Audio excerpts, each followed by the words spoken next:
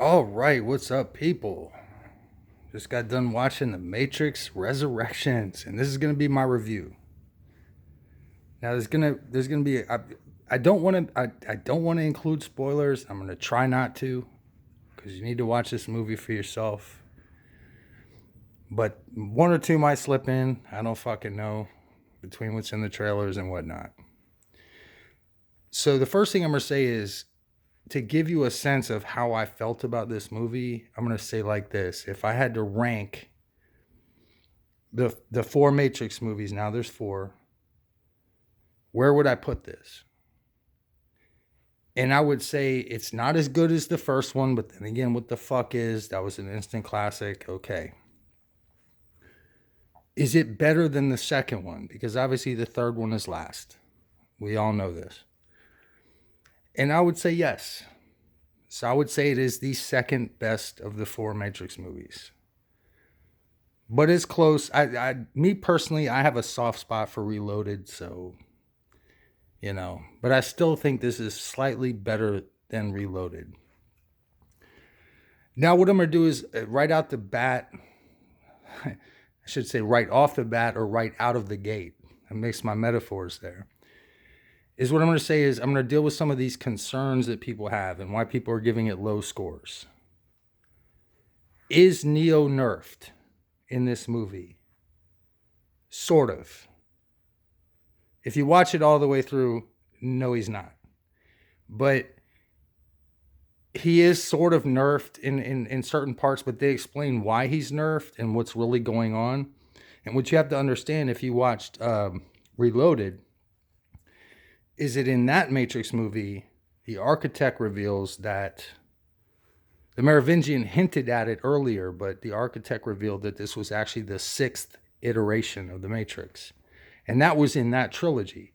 Now we're dealing with the seventh. So some things have been changed in the programming. Is Neo still the one? Yeah, sort of. And I don't want to give away spoilers too much. But then there's the thing about, is it too meta? And I would say the first third of the movie is super meta. But when you understand why it is, it makes perfect sense, and it falls right into fucking sequence with everything that's going on with the way the machines had to deal with basically the end of the trilogy and what happened. So they had to do some things in order to, again, maintain control. So once you get that, it makes perfect fucking sense. There are, and I counted four, if you don't count goofball shit, there are four what I would say are surprise cameos from the OG trilogy. I'm not talking about Neo, I'm not talking about Trinity. And as everybody knows, Morpheus is recast. I'm not going to get into why. There's a very good reason why, and it's very interesting. But there were about four cameos, and there was one guy that I said I really wanted to see in this movie. And they put him in, and I was just like, oh, for fuck's sake. I get that it was basically a riff. It was a riff on the idea. I'm not going to do spoilers. But yeah, there's about four, and two actually really stand out that are pivotal to the plot. Now, let me just say this, okay? The villains in this movie, and there are two specific villains. I'm sure you can guess it if you've seen the trailers. But goddamn, especially one of them. One of them at a certain point, about 2/3 of the way through, delivers a fucking monologue where it's just fucking, that was the show stealer right there. That fucking shit had me giggling. That shit had me fucking like laughing my ass off, because it dealt with the idea of what the one's powers really are and how much control he really has. And it was really super cool. And I'm not going to even say who was in it. You need to watch this movie. It was good. Was it a perfect movie? No. Were there pacing issues at some points? Sort of. Did they use some flashbacks to where they rolled some clips from the OG movies early on? Yeah. But I understand why they did it all. It kind of makes sense within the plot lines, etc. So to get to the actual story, the story is basically, well, what happens after the end of revolutions, when supposedly there's peace between machines and humanity. And you learn it from both perspectives.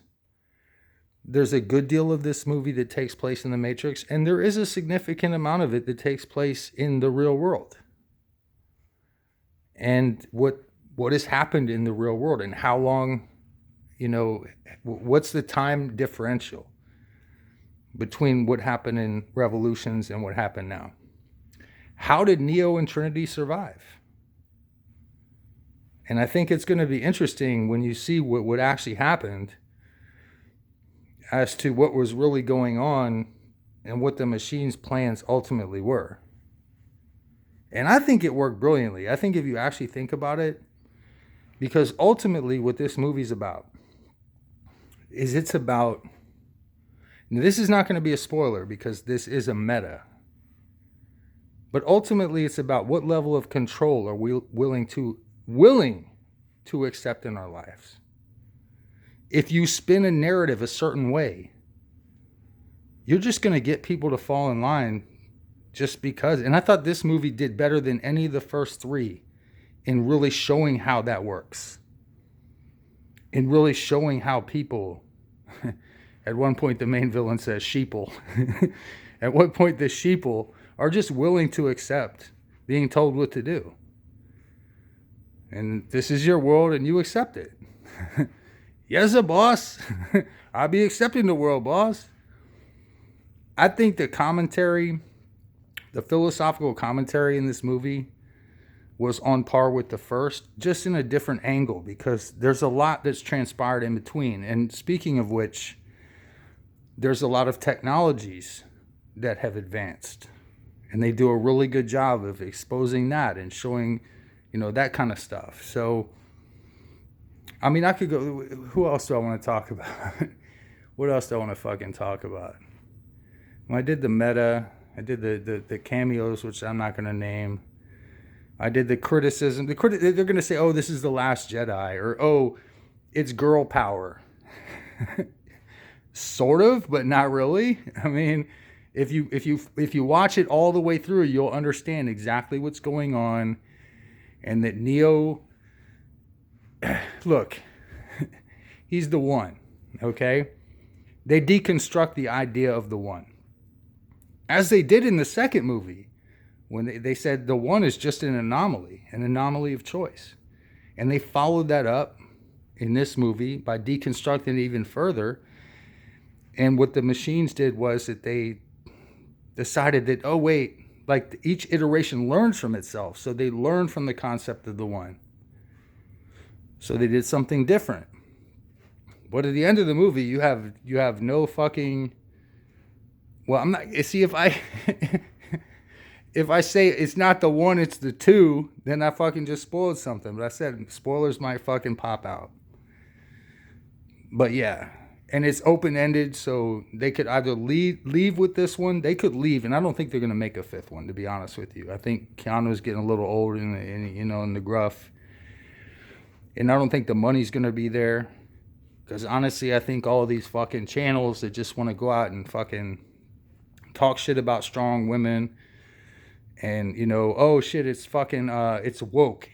This movie is not woke at all. As a matter of fact, it's anti-woke if you really think about it. Because it really does deconstruct our willingness to basically kowtow to fucking ideology. If it's fucking spoon-fed to you, you're going to fucking accept it. I'm going to watch it again probably right now as soon as I fucking, finish the upload process of this video. I mean, I enjoyed it. It's not a 5 out of 5 stars, but then again, what is? But I give it high marks. I think you should watch it. It's definitely worth a fucking view. Anywho, Merry Christmas for the second time. This will be my last video before Yuletide, bro.